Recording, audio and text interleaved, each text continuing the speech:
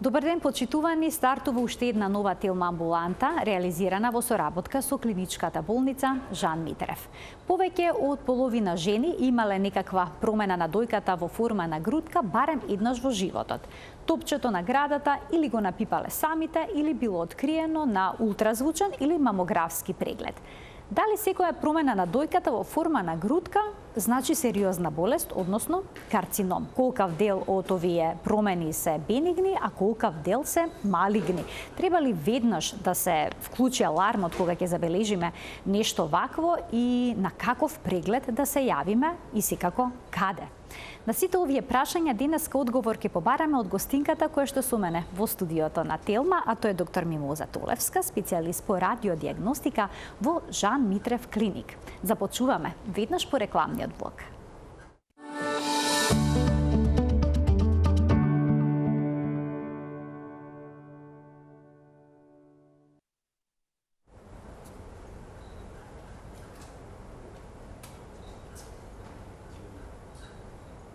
Со доктор Мимоза Толевска, специјалист по радиодиагностика во Жан Митрев клиник, денеска ќе разјасниме една многу значајна дилема, дали секоја промена на дојката во форма на грудка значи карцином. Докторке, добре ни дојдовте во студиото на Телма. Добар ден. Добар ден, добро ве најдов. Ви благодарам на поканата.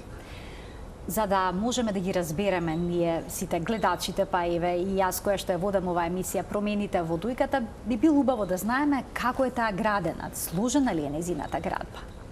Так, значи дојката е парен орган, симетричен или асиметричен, орган кој што се среќава и кај мажите, но тој е во инволуција и истиот е сместен на предниот зид од градниот кош, пред пекторалниот мускул, односно предниот граден мускул, и е од напред обложен со кожа и масно ткиво.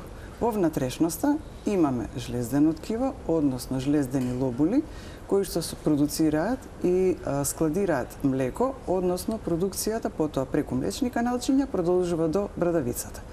На изглед едноставно, меѓутоа дојката сепак е сложен орган со оглед на тоа дека патологијата е обемна, како на бенигни, така и на малигни промени. Споменав дека и кај мажите постојат дојки, дека се во инволуција, меѓутоа во 1%, за разлика од 99%, значи 1% од прилика е можна патологија и на дојките кај мажот. А има ли масно ткиво во дојките, во градите? Да, има масно ткиво. Значи масното ткиво е оно кое што заокружува и дава волумен, и дава облик, и е многу битна за прво естетски изглед на дојката. И секако возраста кај жената и карактеристиките кои што си ги има физиолошки, значи наследството, се оние кои што определуваат дали ткивото ќе биде повеќе жлездено или повеќе масно. Симетрични ли се дојките? Да, интересно прашање. Многу пациентки доаѓаат со истото прашање. Сметаат дека е некоја патологија или се вознемирени доколку имаат разлика во големината на дојките. Убаво е да се разјасни секако, убаво прашање.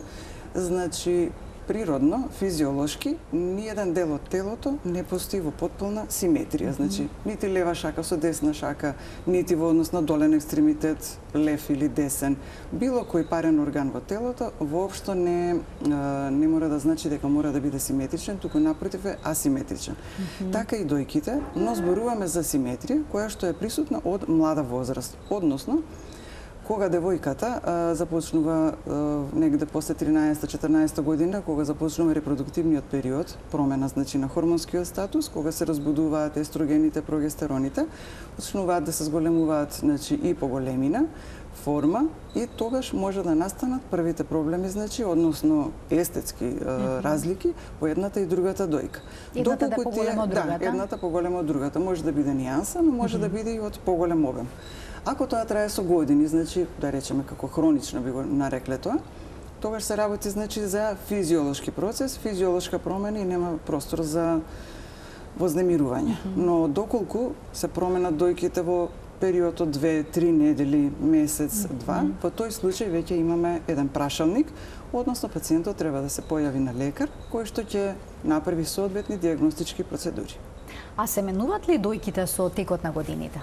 Да, секако. Значи, кај жената имаме голем број на периоди, значи од незиното раѓање па до незината, значи, најголема возраст. Пред се најголемите промени се веднаш со негде 12-та, 13-та година, односно со почетокот на првата менарха, значи кога ќе ја добие самата девојка.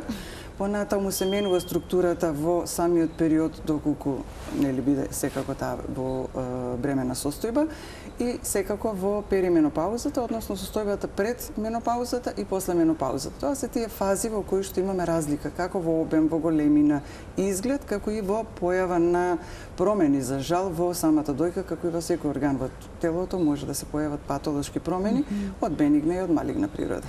Обично повозрастните жени имаат чувство дека во менопаузата дојките им се зголемиле. Типично ли е тоа?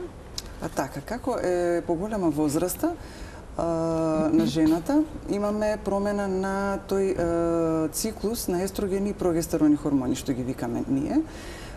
Зависно од тоа дали користи некои хормонски препарати, зависно од возраста на жената, значи секако се случуваат промени, бидејќи доминацијата на естрогените кај помладите, доминацијата на прогестеронот е со годините понатаму, така да до кој степен ќе дојде и кога точно ќе настанат промени во однос на големината, зависи од многу фактори, како и од не само од хормонскиот статус, и од физичките вежби на жената, секако и од патолошки состојби кај жената, но по правило би требало да настапува од жлезденот ткиво да настане повеќе инволуција, односно да настапува повеќе присутност на масното ткиво во дојката.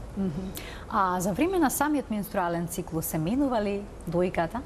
Да, секако, повторно ќе ве кажам дека тој циклус од естрогени и прогестерони кој што го има секако тој циклус кај секоја жена, настануваат промени и исто како и претходно што кажав за возрастните жени.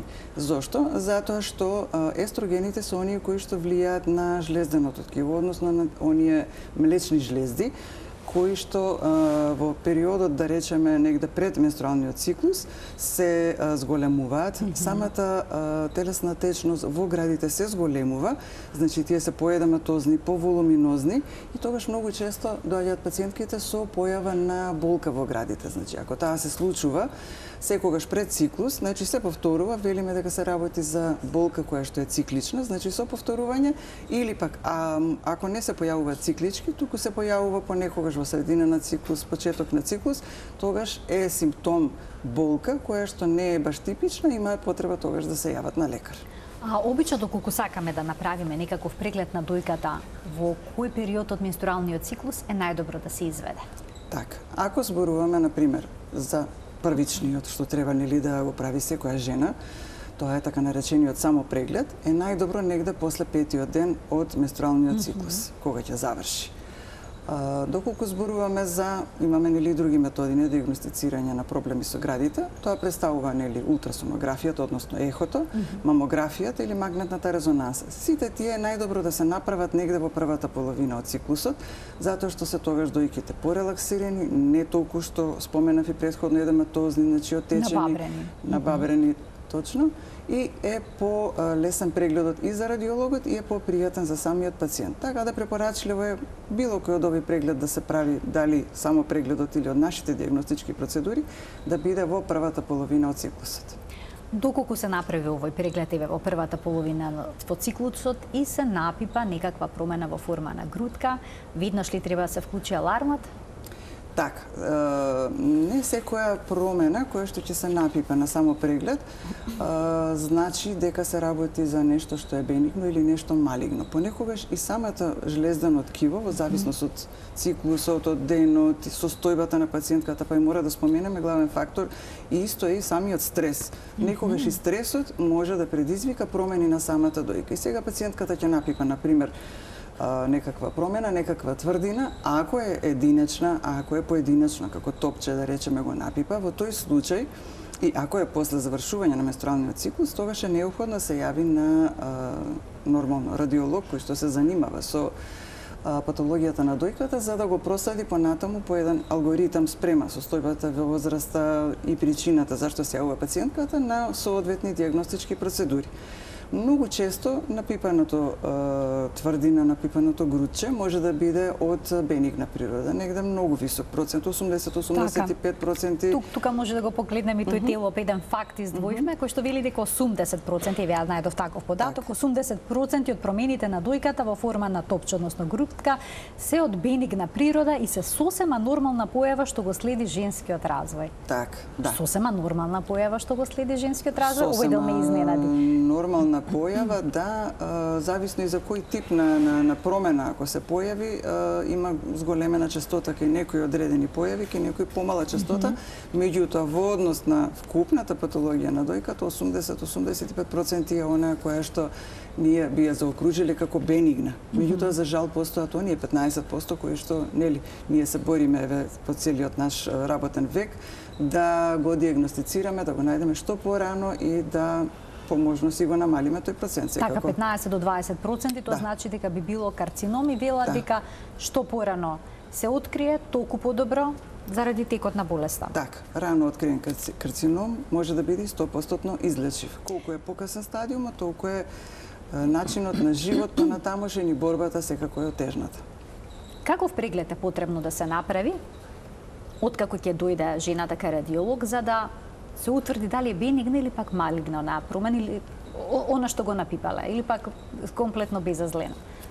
Так, кога пациентката нешто ќе почувствува, иако да напоменам не треба да чека за да нешто почувствува, тогаш во тој случај да речеме ако она нешто напипала, тогаш доаѓа кај нас на преглед и започнува со прв, ако е млада пациентка, почнува со ултрасонографскиот значи преглед, односно ехото. Ехото нема X-зраци, тоа е најбезболна, најбезопасна метода и ја започнуваме како прва метода. Меѓутоа, ако пациентката има позитивна фамилиарна анамнеза, односно заболен во фамилијата со карцином на дојка, може да се повторило кај тетка, кај мајка, кај братучетка, значи повеќе појави на карциноми во фамилијата, без разлика на возраста, тогаш ќе правиме мамографијата малку и порано, иако препораките се од 40-та година да биде првата мамографија. Меѓутоа во овакви случаи кога постои сомневање за нешто кое ќе го ете така ќе забележиме на пример на ехото дека нешто не е сомнително, тогаш возраста воопшто не е битна, почнуваме наредна веднаш во истиот момент и правење на првата мамографија. Дали тоа значи дека со ехо можете да потврдите бенигна промена? Во најголем процент ехото, доколку се работи за густа дојка, значи густа дојка, можеме да речеме околу 70-80% точност во предвидувањето дека се работи за бенигна промена. Меѓутоа, пошто остануваат оние 20, 25, 15% кои што може самата ехо слика да не ни даде одговор, во тој случај остануваат до искористување на останатите диагностички методи спрема потребата, секако по одреден алгоритам кој што го прави докторот кој што ја прегледува пациентката, подлучуваме дали ќе се оди на магнетна резонанса или ќе се оди на мамографија. Најчесто мамографијата се прави како втора, затоа што без разлика на возраста ќе кажам, ако не ни е јасно ехото, правиме мамографија за да направиме до уточнување на диагнозата, бидејќи таа златен стандард на диагностика. А се случува ли некога жената да напипува некаква промена во форма на грудча, но дојката да биде премногу густи, таа да не биде видлива на ехо? Ако е грудчето напипано, а не е видливо на ехо, тогаш можеме да помислиме прво дека се работи за таква структура на дојките, но сепак мора да исклучиме со тој ехо преглед. На ехо прегледот може да забележиме голема палета, како што кажавте на почетокот, над 80% кои што се бенигни промени. Значи мораме да настојуваме да видиме што е причина за тоа грудче, затоа што има и многу ние ги велиме тие мастопатични промени кои што спаѓаат во бенигни промени, нема отстапување некој поголемо, доколку е мастопатијата од лесен или од среден степен. Меѓутоа ако е мастопатијата од потежок степен, ќе мора значи малце да бидеме поупорни, да бидеме 100% сигурни дека напипаното грудче кај жената навистина нема никаков патолошки процес. Ајде да проговориме најнапред за бенигните промени, а потоа ќе проговориме и за она што значи карцином на дојка. Можеме тука да погледнеме уште еден телоп кој што вели дека многу често се јавуваат фиброаденоми, цисти, фиброцистични промени на дојката, интрадуктален папилом, промени во форма на топче кај доилки И секако тука е карциномот на дојките, докторке, ќе одиме редоследно фиброаденоми, што се тоа, кај кого се јавува, кај помлади, кај повозрасни? Така. Фиброаденомите спаѓаат во бенигните, значи промени кои што се јавуваат во патологијата на дојката. Најголем процент, ќе ви кажам потоа зошто најголем процент, а не 100%. Тие може пациентката самата да ги напипа или да ги најдеме на случаен преглед, бидејќи се асимптоматски, значи не прикажуваат никакви симптоми. Може некогаш да направат и некоја нелагодност, болка на пациентката, доколку се со поголеми димензии. Тие се јавуваат најчесто во возраста од 15 до 30 години. Значи во периодот, кај младите, кога на почетокот на емисијата споменав, пикот на хормоните во тој репродуктивен период е најголем. Причината за појава на фиброаденомите не се знае, но самата појава од 15 до 30 години на некој начин нас ни дава една смерница дека може би се работи една од причините за појава на фиброаденомите да биде и самиот хормонски статус, значи активната состојба на хормонскиот статус на хормоните кај жената, односно девојката, бидејќи е пикот најголем во таа возраст. Има една разлика меѓу појава на фиброаденом 1 или кога има повеќе на број. Оној кога е еден фиброаденом, најчесто е бениген, не е наследен, исто како фактор наследност, може да се исклучи, не мора, меѓутоа зборам статистички во најголем процент, значи ништо не е 100% комплетно во цела медицина, исто е и во дојките. А ако се работи за мултипли или кога имаме повеќе во група или на левата и десната дојка, значи фиброаденоми, во тој случај може да се работи и за фактор наследност. Многу често добиваме податок кај таа пациентка која прегледуваме дека мајката или има карцином на дојка или дека има и таа фиброаденоми. Значено е да се спомене дека фиброаденомите кои што се во поголем број, за жал, некои од нив може да променат својата структура и може да прогредираат во малигност, иако е мал процент. И затоа на пациентките многу често ќе речат, доктор, ке бенигно е, не морам да доаѓам на 6 месеци или нели како ќе препорачам. Не е така, значи мора да се следат и секоја нивна промена во облик, во изглед, било што ни е нас сумнително, ќе треба да се подложи на понатамушни следувања, најчесто биопсија, бидејќи таа е она која што го дава одговорот точен. Да, го дава точниот одговор за што се работи, за да знаеме како понатаму. А на допир како изгледаат? Фиброаденомите се во главно ограничени, тврди. Самиот назив фиброаденом, значи фибро сврзно ткиво и аденом дека има во себе жлездено ткиво, значи тоа е една комбинација која што може да се зголеми и да се појави велам од 15 до 30 години, бидејќи потекнуваат од стромата на лобусите. Значи во градбата, на почетокот на емисијата спомнавме, во градбата спаѓаат тие млечни жлезди и доколку пикот на хормоните овдека предизвика раст, зголемување, може да предизвика и промена, па ќе станат малце и лобулирани, велиме, односно нерамни на својата површина. И во тој случај пробуваме да видиме, значи исто со палпација, односно со напипување, дали е подвижно. Битно е да биде подвижна самата промена, бидејќи карциномот е фиксиран за кожата и немаме движење воопшто во било кој смер. А фиброаденомот може да најголем број на случаи да биде, значи, слободен. Но, пак ќе кажам, повторно е потребна диагностика.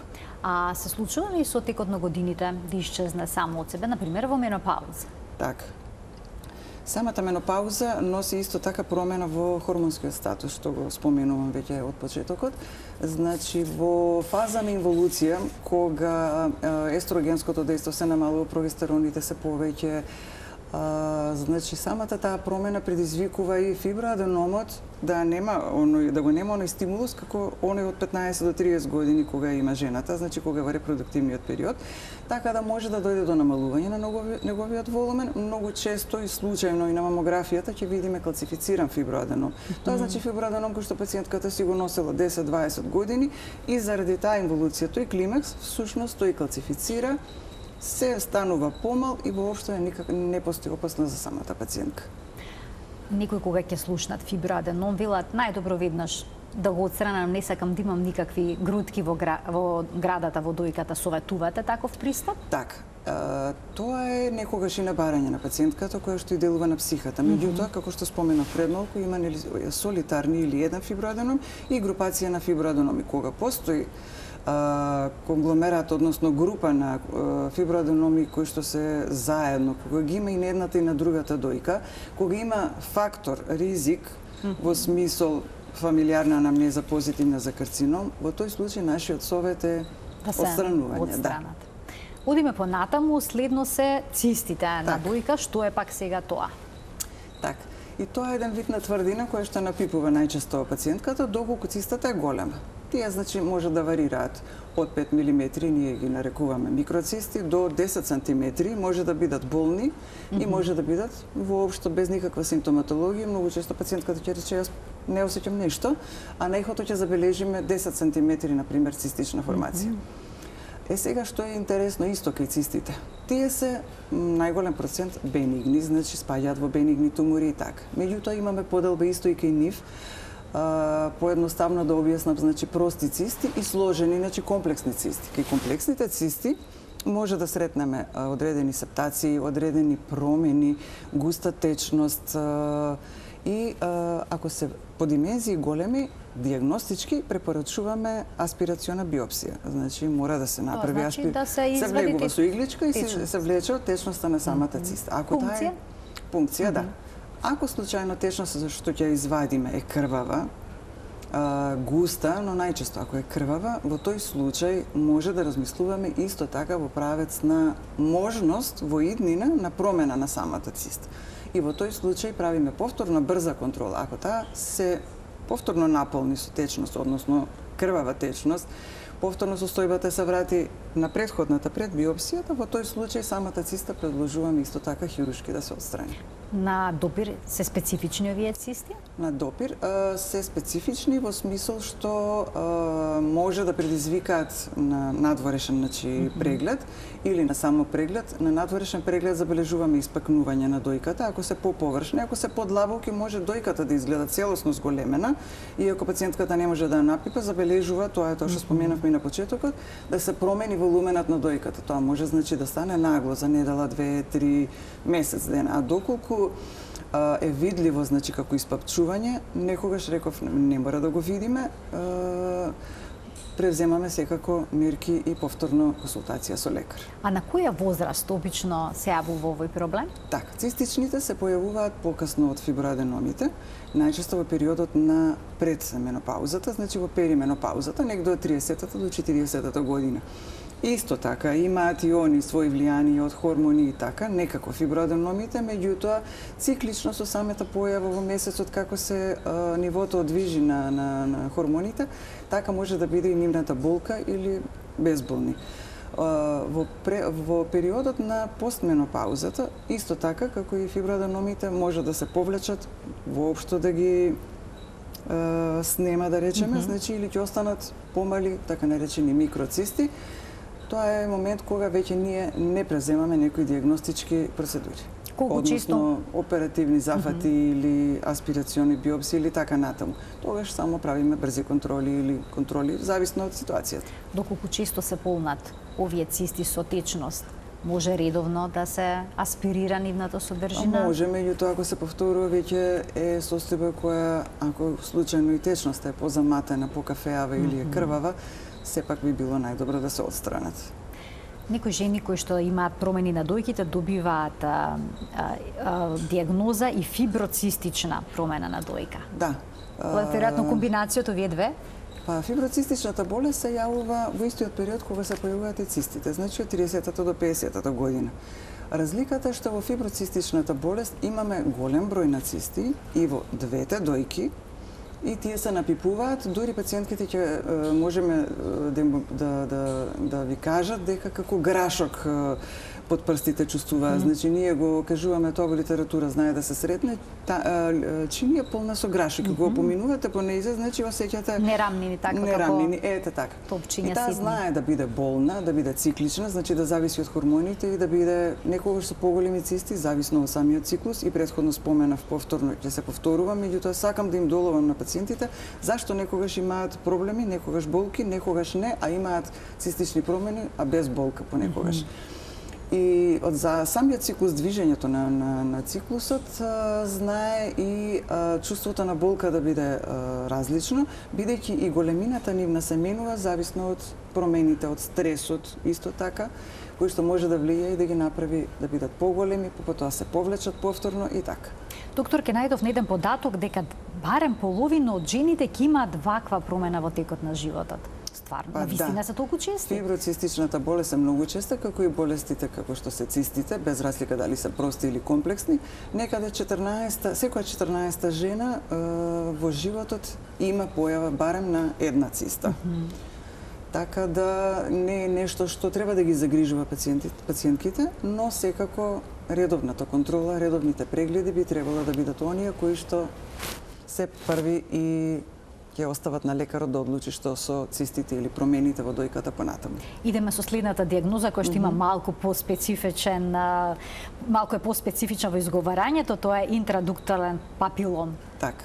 Бенигно ли е? Најнапред да расчистиме? Така, спаѓа во бенигни промени, повторно, се појавува во самиот канал на млечните канали на дојката.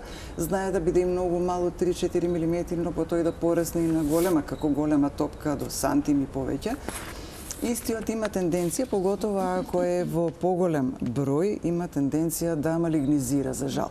Затоа ке пациентките правиме диагностика, правиме следење и ако се во поголем број, не се чека многу, се препорачува хируршко отстранување заедно со каналот и интрадукталниот папилом се отстранува, повторно се диагностицира дали бил бениген, за да нели имаме понатаму каков тек ќе се оди, но е препорачливо нивно отстранување заради состојбата која што може да ја доведат, односно малигнизација.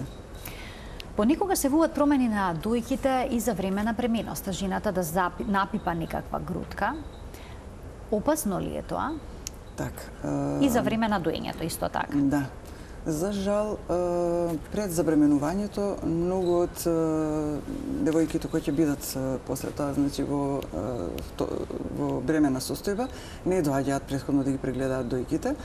Така да во фазата на бременост, кога дојките се веќе променети заради хормоните кои што се менуваат во самото 9-то месечие, колку што се носи нели плодот, знаат да напипаат грудка. Многу често таа грудка е воспалителен процес, мастит, може да е од траума, самата не забележала и слично, но знае да биде и промена во смисол на цистична промена, може да биде туморозна промена со бенигна природа, но е можно и кај некој од нив да се појави секако карциномот на дојка. Значи, бременоста го поттикнува процесот на карцином, доколку имало некоја клетка таква некој процес ќе се забрза или не? Го поттикнува, ќе се забрза и ќе имаме поголем раст, дали се работи за фиброаденом, дали се работи за карцином, тоа може да доведе фиброаденомите може да порастат исто така. Да, исто секој хормонско влијание на па и поттикнување со субституциона терапија со хормони, или некои бременности се патолошки, па се додаваат додатно хормони, може да бидат поттик за наеднаш да избумне некој процес кој што претходно бил или невидлив, непалпабилен, недетектиран, затоа што самиот процес на хормони, променување во самиот процес на бременост доведува до такви промени. Значи се советува исто освен посетата редовна кај гинекологот која води бременоста и самите доилки, односно, самите бремени жени да одат на преглед барем во првото 3 месечие и уште едно до кај 9-тиот месец, бидејќи ехото е метод на избор, безболно е, нема зрачење, нема опасност за самиот плод и се препорачува кај нив исто така еден вид како скрининг, каква е состојбата на дојките во тој период. А што е со контрацептивните пилули? Го зголемуваат ли тие ризикот од појава на грудки бенигни и малигни, или пак во време на менопаузата некои жени кои што имаат исклучително силни непријатни симптоми како што е препотување, топли бранови, промена во расположение, зимаат хормонска терапија, може ли таа да представува ризик фактор за некаков проблем со дојките? Секако, значи субституциона терапија, поготово она која што содржи естрогени во себе, е она која што го поттикнува растот, развојот и појавата. Значи ние точно причината за карцином појавен не ја знаеме. Постојат ризик фактори во кои што можеме да зборуваме дека е еден од причините кои придонесува за појава на карциномот на дојка. Такви се и контрацептивите кои што ако се користат подолг период, може да доведат до оваква состојба. Не е 100%, меѓутоа нели статистиката во однос на ризиците, ризикот е така зголемен доколку е користењето во подолг период. Ке нив препорачувате почести прегледи препорачуваме, бидејќи и они самите во текот на користењето или кога преминуваат гинеколозите инвитро фертилизацијата, кога ја спроведуваат, знаат да осетат промени во дојките, па да дојдат да се појават, да има некои цистични промени и така. Сета таа флуктуација на хормонскиот статус придонесува да можност или ризик за појава на некаква промена во градите. Ајде да преминеме на промените во форма на грудка кај доилките. Зашто најчесто се работи? Кај доилките најчесто, ако се јави нагло, значи болка во градите, црвенило, оток, зголемена дојка, доилката избегнува да дои од таа страна заради изразена болност и од самата мамила, односно брадавица, детето не може од таа страна да го стави заради изразената болност, тоа е најчесто појава е на маститис. Значи, маститисот е бенигна појава која што може да се појави кај доилките и не е за загрижување. Меѓутоа е потребна брза реакција, значи за неколку дена, ако воспалението не се смирува, со одмолзување и сите совети што ќе им ги даде секако и гинекологот и педијатарот со кој се постојано нели во контакт, би требало да посетат и радиолог, за да може да им даде насока како понатаму треба да постапат во однос на смирувањето на оваквите симптоми. Некогаш дури можеме да дадеме и мораме да дадеме и антибиотска терапија, ако самото воспаление не може да го смириме на друг начин. Знае да биде многу болно, пациентките доаѓаат многу вознемирени, велат маицата ми смета, не можам ништо да ставам на мене, толку многу знае да биде болката јака, значи сензацијата е многу изразена. Се случува и тоа, да. Велат дека доењето е заштита од појава на карцином на дојка, но сте забележале ли примери каде што се развил карцином во овој период од животот? Така.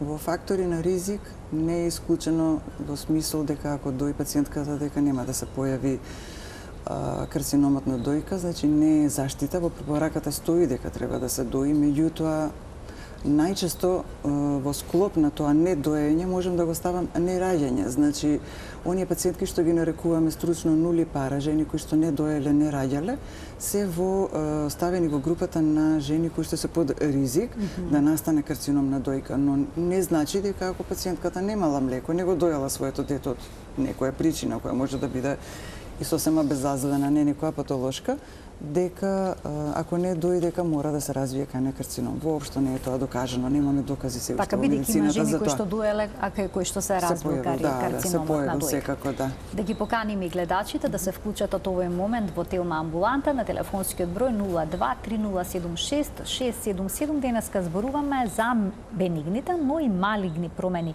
на дојката кај жената, значи дали секоја напипана промена, секоја грудка значи карцином.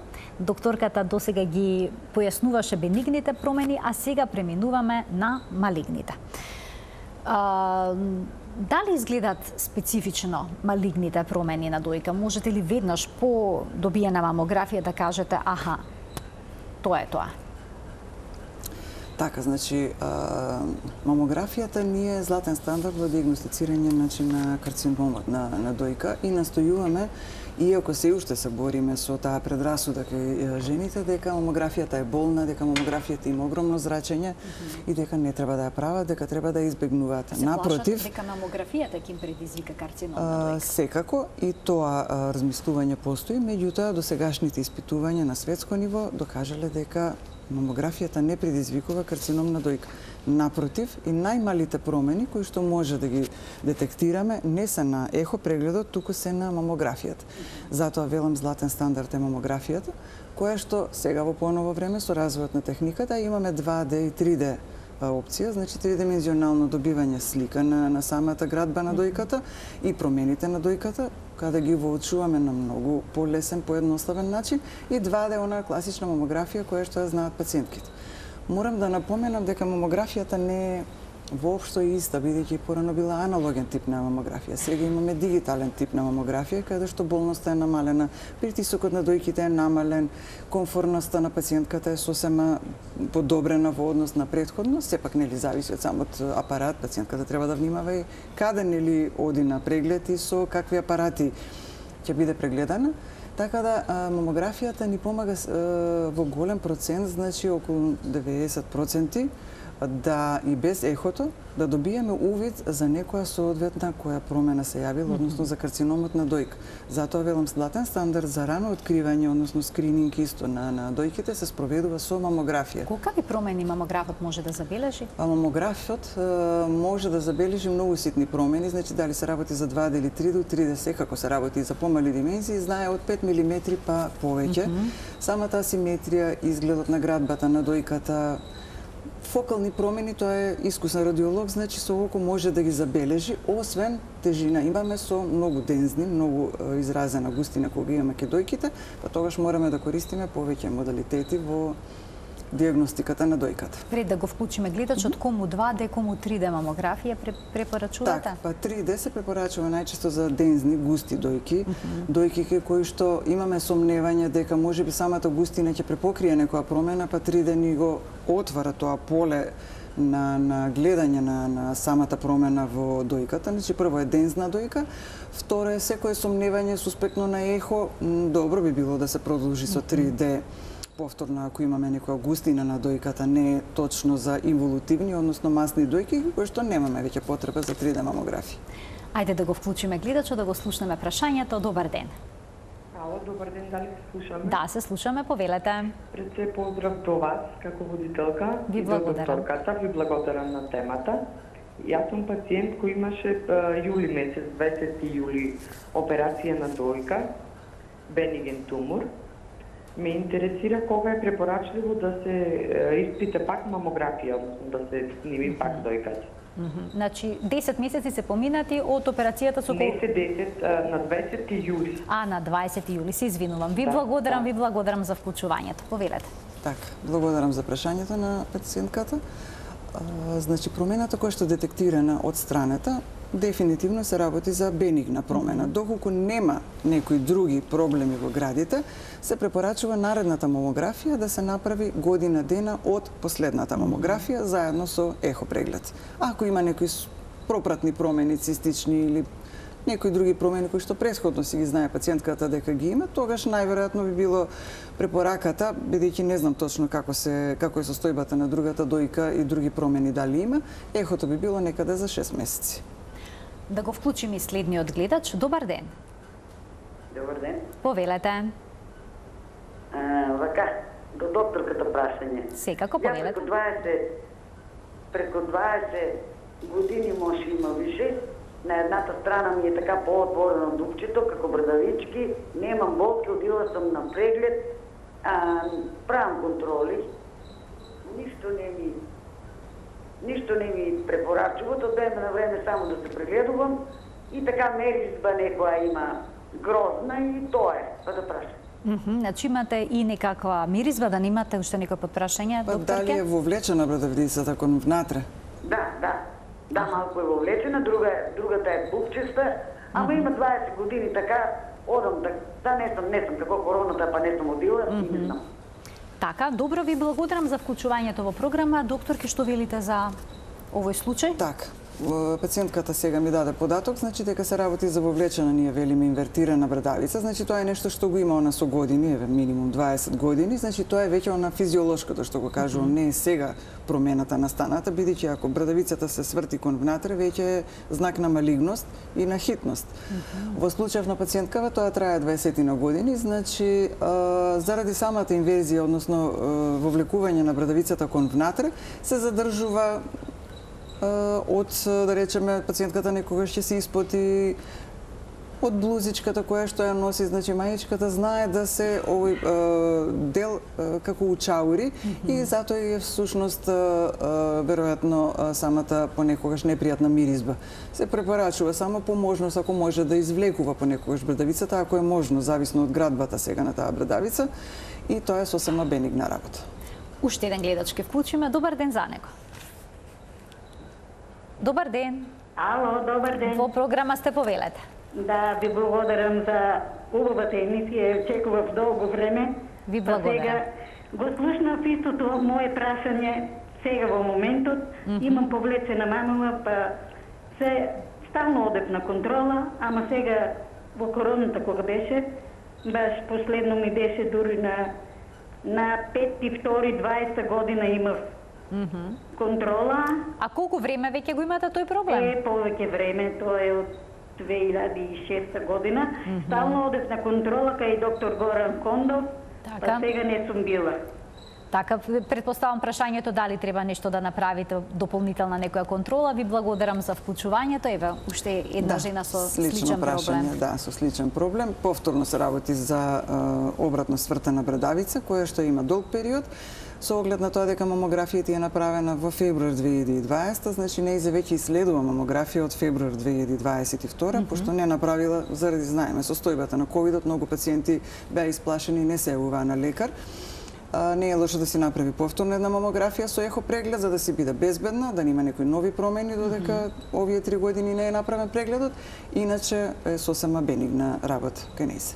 Кај повозрастните жени, колку често е потребно да се прави овој преглед со мамограф? Така, мамографскиот преглед се препорачува првиот да биде од 35-та до 40-та година. Значи, најчесто кај нас се почнува од 40-та година нагоре. Мора да го направи секоја жена, значи не може да се почне само со ехо и да се заврши со ехо и да бидеме 100% сигурни. Претходно напоменав, значи процентот на ехо и мамографија заедно е 96-7%. Така да со оние 20% скратување само со ехо преглед правиме голема штета за себе доколку нешто се случува, а ние не можеме да го детектираме на ехо. Значи, мамографијата е најпрепорачлива на секои 2 години од 40-та година и така тоа се повторува. Секако има промени во снимањето, доколку се работи за масна дојка и инволутивна дојка, можеме да го зголемиме периодот и на 3 години. Ако немаме никакво сомневање и дојката е таква каква што е во ред. Меѓутоа, ако имаме некој сомневање, тогаш дури мамографијата намалуваме на еднаш годишна наредната година во случај на забележување на некакви микрокалцификати, кои што па ни се многу битни и затоа ни е мамографијата важна. Затоа што самите микрокалцификати многу често може да бидат бенигни, но може да значат знак на малигнитет. Тој малигнитет не го гледаме на ехо, бидејќи постојат само калцификати, на мамографијата гледаме само калцификати без туморска маса и ние не можеме да бидеме сигурни, значи ако не ја направиме таа мамографија, дека пациентката е со ехото сосема здрава. Значи настојуваме мамографијата да им укажеме на пациентките дека треба да продолжат да биде на секои 2 години и првата да биде на 40 години. Доколку во фамилијата имаат некој близок мајка, сестра, баба која што се појавила кој нив повторување на карциномот на дојка, а тие биле во млада возраст, например мајка 40 години, тогаш и на 30 години почнуваме со првата мамографија кај пациентката, не чекаме 40 години. Колку помлада возраст е пациентката што заболела, значи мајка, тетка, баба и така, потребно е наредните генерации да ја спуштат границата за 10 години, по потреба и порано, ако лекарот така смета на ехо, да се направи една порано мамографија за да се добие безбедност по здравје секако на пациентката.